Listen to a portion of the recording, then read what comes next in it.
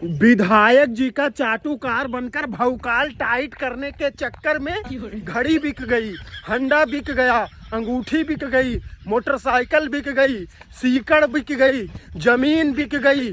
जब कुछ भी बेचने को नहीं रहा तो लोगों से कर्ज लेना शुरू किया और लाखों रुपए कर्ज होने के बाद भी भौकाल टाइट होता नजर नहीं आया। आज की स्थिति ऐसी है कि पिछले 25 दिनों से फटी हुई चड्डी पहन रहा हूँ, लेकिन नई चड्डी खरीदने के पैसे का प्रबंध नहीं हो पा रहा है। 5 दिन पहले पिताजी कोटे से राशन लेने भेजे थे तो हमने कोटे का राशन बेचकर पैसे का प्रबंध किया और नई चड्डी खरीदने के लिए दुकानदार के पास पहुँचे। उसको पैसा पकड़ा के बोले कि दुकानदार भाई साहब 2 नई चड्डी दे दीजिए। दुकानदार ने पैसा ले लिया, उसके बाद कहा कि अरे नेताजी, जो चड्डी आप पहन रहे हैं वो चड्डी आप हमारे ही यहाँ से ले गए थे और पैसा नहीं दिए थे। हम ये पैसा उस चड्डी में काट ले रहे हैं। अगर आपको नई चड्डी चाहिए तो तुरंत पैसा दीजिए, तब नई चड्डी आपको मिलेगी। हमने कहा दिमाग खराब है तुम्हारा, तुम एक भावी जिला पंचायत सदस्य इतनी बदतमीजी से बात करोगे कि उसकी 1 साल पहले का उधार चड्डी पैसा मांगोगे। उसने तुरंत 2 तमाचा मारा, खींच के भगा दिया हमको। बोला दोबारा अगर हमारी दुकान पर दिखाई दिए ना, सारी नेतागिरी निकाल लेंगे।